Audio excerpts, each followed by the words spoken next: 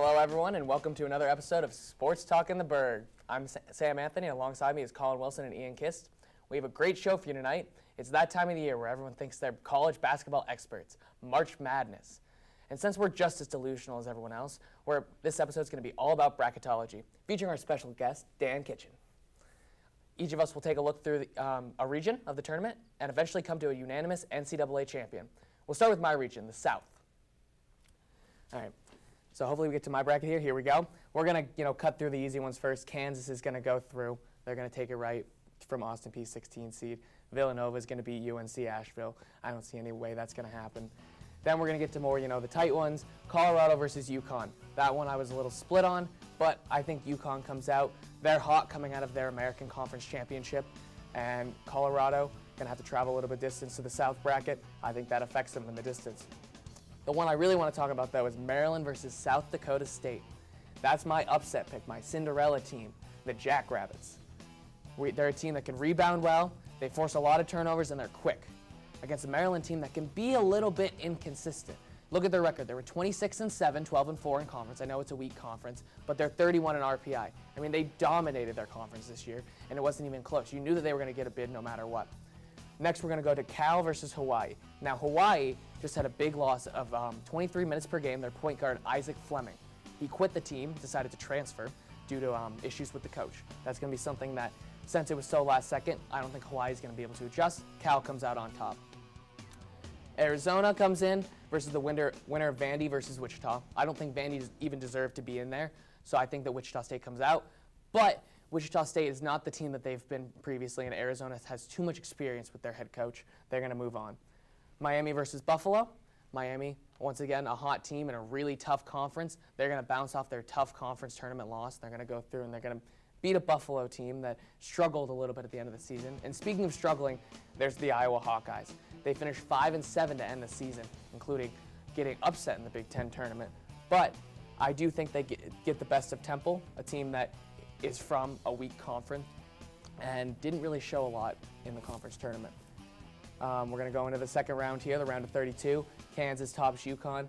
UConn is a team that, once again, they had a good season, but Kansas is the best team in the country, in my opinion. South Dakota State, they continue their run. They play a Cal team that struggled from the free throw line, something that will hurt them when it comes late into the game. I think South Dakota State pulls out a tight game. Arizona versus Miami. Arizona's going to use that experience in the tournament against a younger Miami team. Although they did play better in the regular season, I think Arizona comes out on top. Iowa versus Villanova. Iowa gets their one win, but that's all they're going to get. They're going to move on. Villanova's going to move on and face Arizona in the Sweet 16. Arizona comes out on top. You have Kansas topping South Dakota State because their run's going to have to come to an end eventually. And Kansas, the best team in the nation, comes out on top. They've played these tight games at a tough Big 12 conference. You saw that game against Oklahoma where they beat them in triple overtime. And it's just unbelievable. They keep playing at this. They won the Big 12 for the 10th straight year. And that's why I think Kansas is going to win it. Guys, what do you think? I really like you having Arizona in the Elite Eight. I actually had them beating Kansas in my bracket. Oh. But what I like is that in the past 5 years, they've had a 1, a 2, a 5, and a 6 seed, and have been in the Elite Eight 3 of those times. So I really feel confident of Arizona advancing. Yeah, I mean, their coach does an incredible job. There's no way he's not going to get there.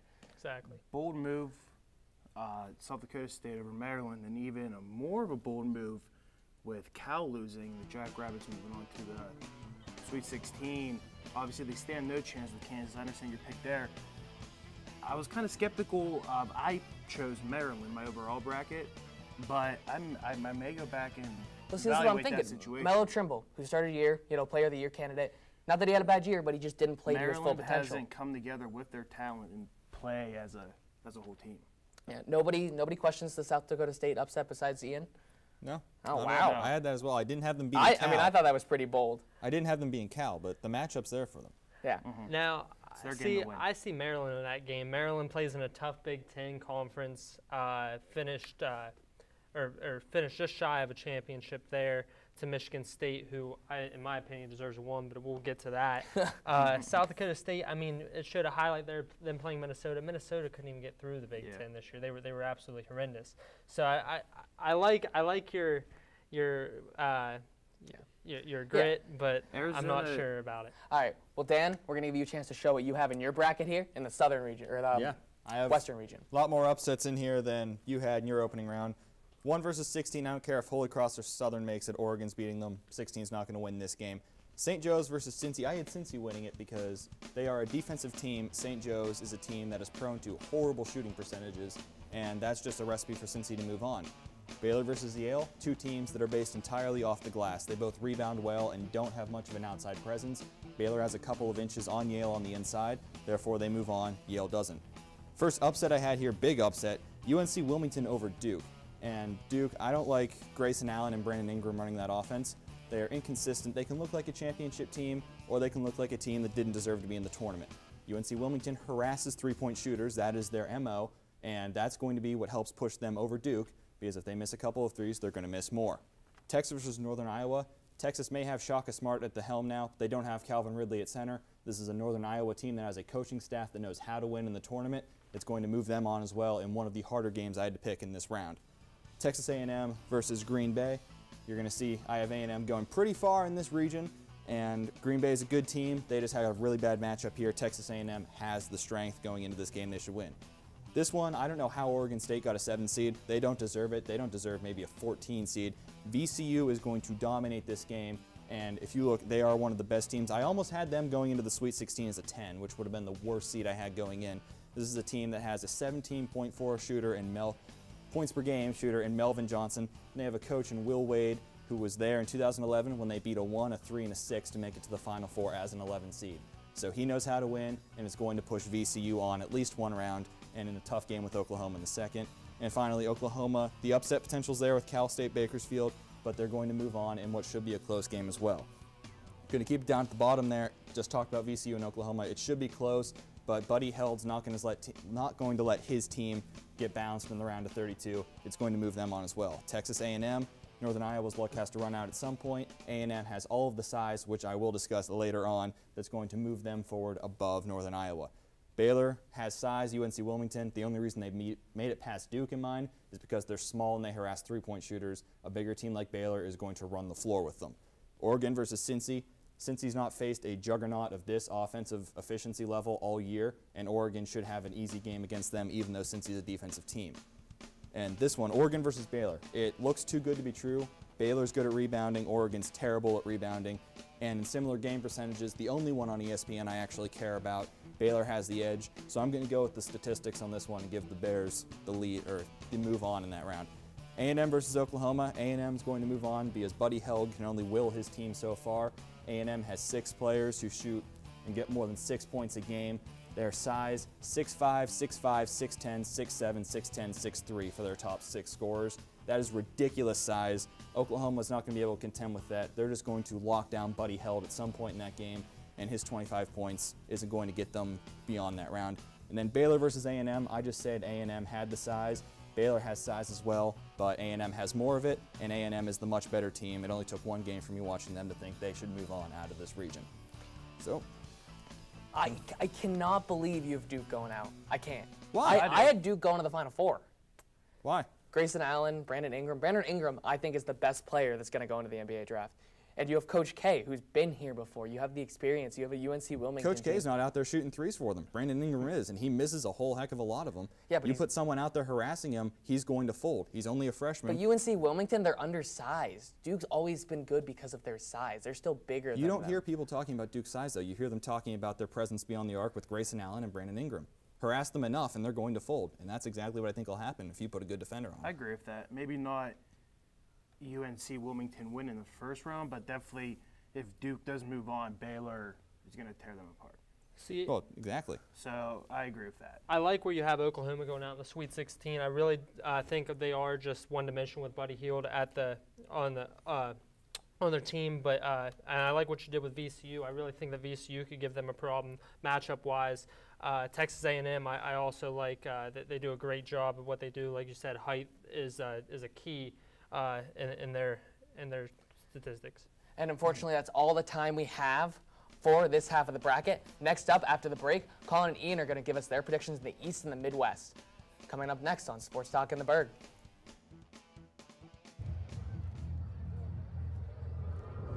Looking for these?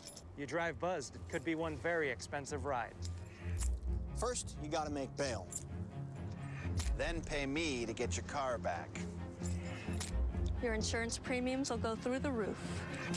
And my legal fees just keep adding up. All told, it could end up costing you $10,000. Buzzed, busted, and broke. Because buzz driving is drunk driving.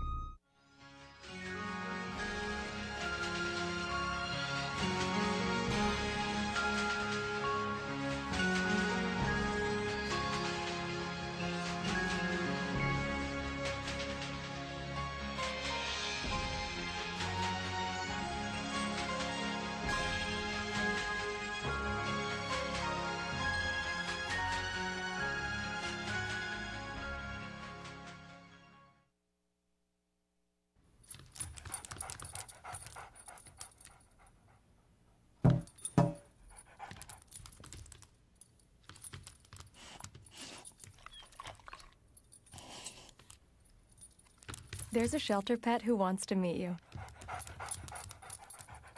Meet one today. Visit theshelterpetproject.org. Adopt. To Maddie, congrats on paying off all those student loans. Finally, right? How'd you manage that anyway? I started tracking my spending, changed a couple of habits. Wow, I'm kind of living paycheck to paycheck right now. I don't even know how I'm doing it. Well, have you tried saving a little? I want to, but where's that money gonna come from? Bill collectors, they're the worst. Am I right? When it comes to financial stability, don't get left behind. Not home. Get tools and tips for saving at feedthepig.org. Welcome back to Sports Talk in the Burgh. I'm Collin Wilson, and I will introduce the East region now. They introduced the Southern and everything else. Now, first I have UNC advancing, obviously. I have Florida Gulf Coast winning that matchup there, but, you know, UNC shouldn't have a problem. Providence over USC, I really think that Providence is just a better team in this matchup. Then I have UNC advancing against Providence. I have...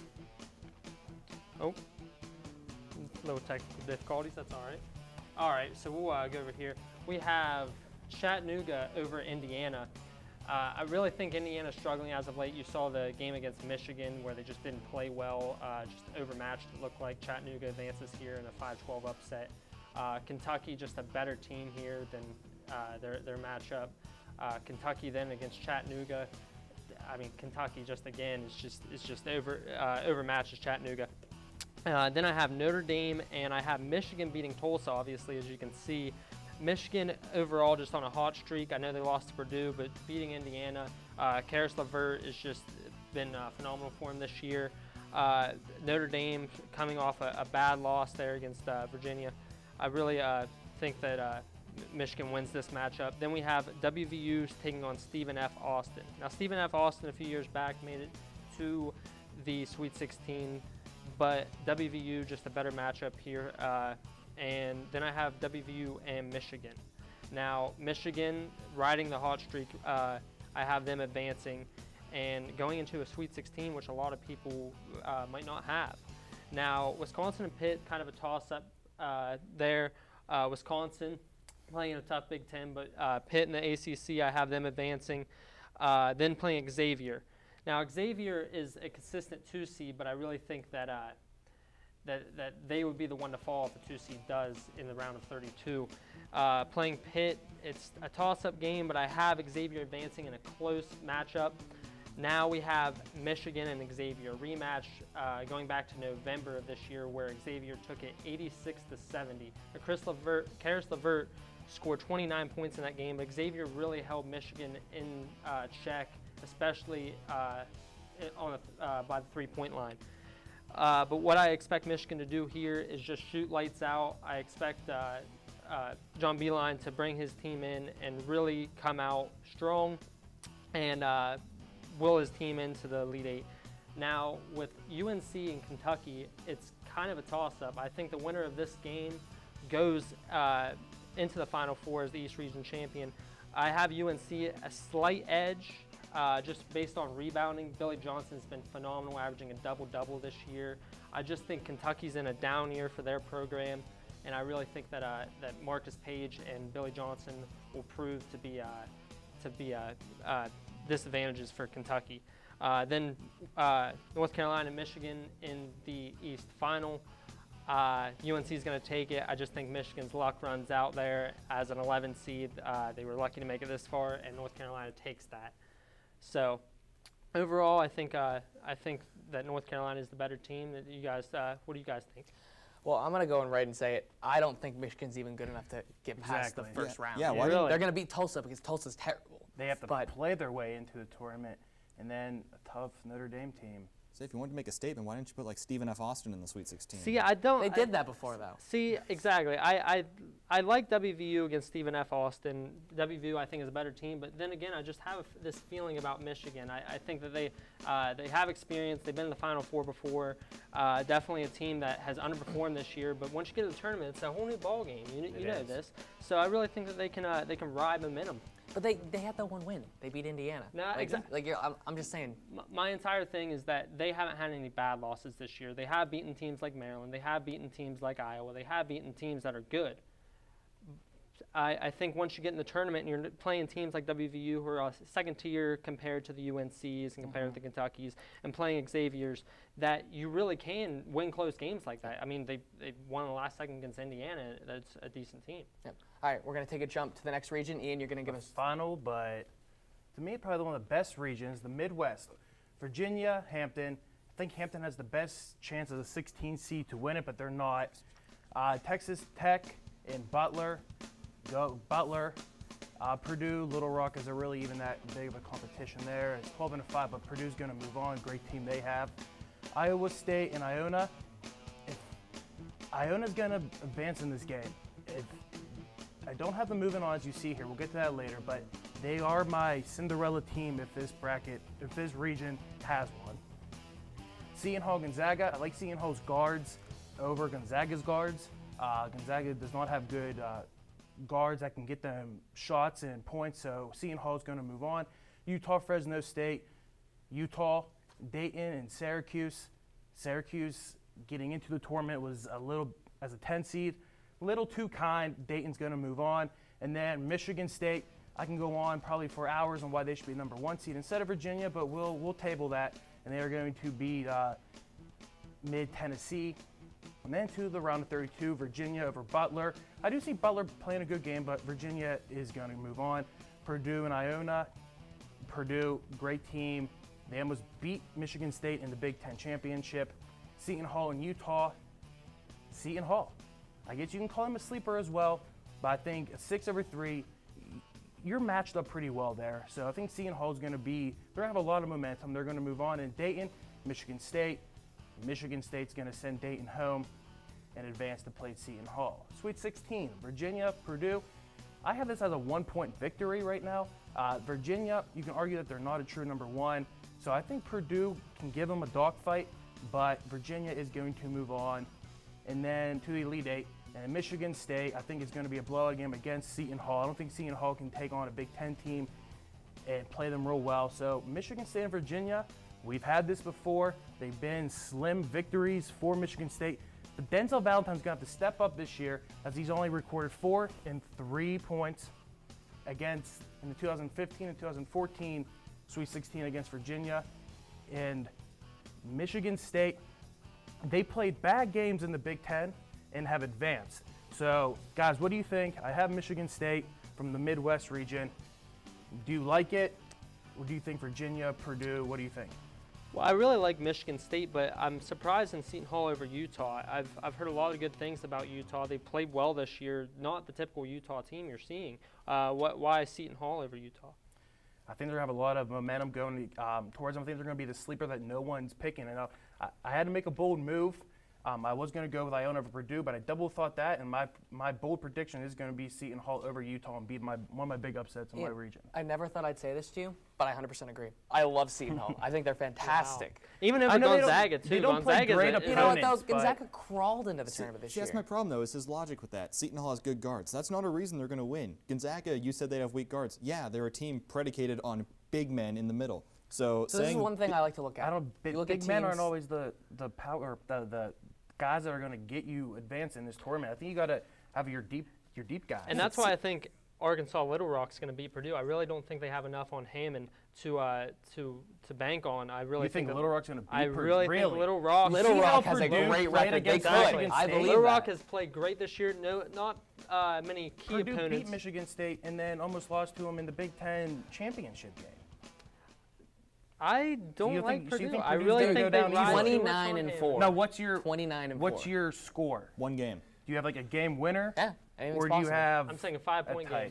5 points. 5-point game. I think if anything, it's gonna be 2. I don't know. All right, guys. Next up, after the break, we're gonna go to each Final Four team, make combined predictions. Which one will get cut down the net in Houston? All coming up next on Sports Talk in the Burgh.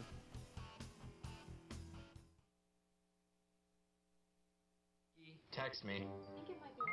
Are your parents home later? We can hang. LUV, love you. JK. Holla back. Holla back. Holla back. Are you with your friends? That's lame. We're in a huge fight right now. XO. What'd you dream about? Something I did. Are you on your way to the mall? I'm lonely. Nude pics. Send me some. Text me. I'm starving. What's for breakfast? Guten Tag! Johannes, Franz! I bring you arts-enriched Raisinblums, fortified with increased test scores and creative problem-solving skills. It's good! And good for you. Bobby? Susie? Don't worry, that's just the power of the art! Feed your kids the arts. For 10 simple ways to learn how, visit AmericansForTheArts.org. You ever think about buying a bigger place? Just waiting for a visit from the credit fairy. There is no credit fairy. How else will I get a better credit score?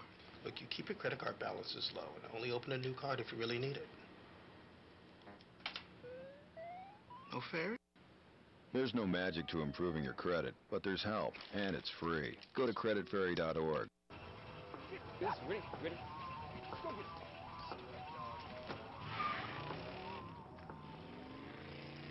Oh, come on, Randy. Animal shelter, here I come. And no, I'm not crazy or emotionally damaged. That's a stereotype. I just belong to a total loser. I'm a good dog. So if you want a pet, adopt. And if you see Randy, tell him he dropped his wallet.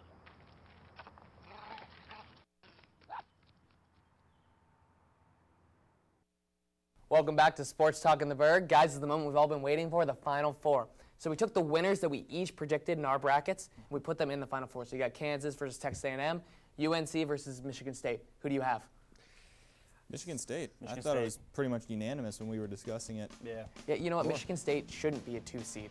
No, they shouldn't. They are a 1 seed. Like, they struggled in the Big Ten championship, Big Ten tournament and championship game, and they won. They struggled and they won. And I think and Michigan State beat Kansas this year. You can't put out UNC. You can't just say Michigan State's going to go in there and win. We got to look at this here. They do have Marcus Page, who, although he started the season struggling, has come back into form this season. Do you think that? I think that maybe he could get it together. He's going to be the key there. If he can have a good game against Michigan State. If any player can have a good game, any team can beat any other team. I use the same logic we used with Oklahoma. We said Buddy Hield couldn't move them on to the Final Four by himself. Marcus Page can't do it. But it's all opinion there. Like, if I think Marcus Page Michigan State's going to get help from Barnes and Costello. See, I disagree. I don't think North Carolina is one-dimensional. I mentioned earlier, Billy Johnson is averaging a double-double. They out-rebounded Duke. They doubled Duke in that win earlier they had. In my opinion, they should have beat Duke twice. When Duke won the first time, they got lucky. Yeah. Oh, yeah. This is the first time they beat Duke in Cameron Indoor in 5 years. You earn the victory. And also, no, you can get pretty lucky. Okay, we'll table. All right, but we got to move on. We got Kansas, Texas A&M. See, I like Texas A&M with your pick, but Texas A&M is going to be running on energy at that point. Oh yeah, I picked Texas A&M to win the region, and I picked Kansas to beat them. I don't think a lot of teams know how good Texas A&M is, and I don't think they have them in their many. I don't think Texas A&M is that good. Final Four. I don't think they should have been a 3 seed. I'm going to go back to the fact that Kentucky beat them in the SEC championship game. Yeah, but I mean, it's all going to be about balance with Kansas. That's what Kansas is. They are a balanced unit. They are the best overall team. You don't lose just 4 games in an entire season by being a bad team. You beat teams like Texas A&M easily. Yeah. And I think that's why they're sitting right across I don't from think Michigan Texas State. A&M has a shot. In a year of arguments over the 1 seed with 24 combined losses, Kansas has really held their own this year. I mean, they've been most likely the #1 team all year. If this was going to be the year they didn't win the Big 12, it was going to be this year, and they still pulled it out. All right, so then let's just say national championship game here, guys. Kansas, Michigan State. Now we voted for Michigan State here. Kansas had a big lead on Michigan State back on November 17th last year, this season, 2015. And Michigan State came back and beat them by 6, 79-73. I like Michigan State. I don't think Denzel Valentine can do it all. But you have Costello and Forbes. I call him Barnes earlier. It's Forbes down low. And Forbes can help Valentine long range. Costello down low. Seniors, they're going to go out on obviously, I don't know how this will be going out on a bang. So they want to go out on a bang, and I think Michigan State's I think they're a number one seed in my mind, and I think it's going to be literally a battle of number 1 seeds. What I love, and I think they're going to pull what it out. I love about Michigan State is that Tom Izzo gets there.